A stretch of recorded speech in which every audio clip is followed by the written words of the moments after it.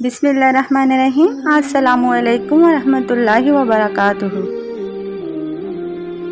کیا آپ نے یہ سوچا ہے کہ قرآن پاک میں اللہ تعالیٰ نے یہ کیوں فرمایا کہ ہر ذی روح کو موت کا ذائقہ چکھنا ہے؟ یہ کیوں نہیں کہا کہ ہر ذی روح کو موت آنی ہے؟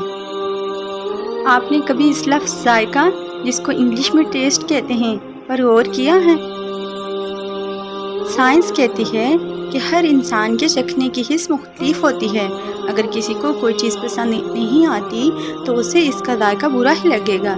چیز کا ذائقہ اس میں ڈالے گئے اجزاء پر منحصر ہوتا ہے۔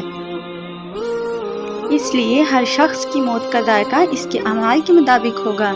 اس کا ذائقہ دوسروں کی موت سے مختلف ہوگا۔ یہ آپ کی موت ہے تو اس کا ذائقہ بھی آپ ہی کو چکھنا ہوگا۔ لہٰذا ابھی سے اپنے معاملات اور اعمال درست کر لیں تاکہ موت کا ذائقہ کڑوا نہ لگے۔ موت نے تو آنا ہی ہے ایک دن۔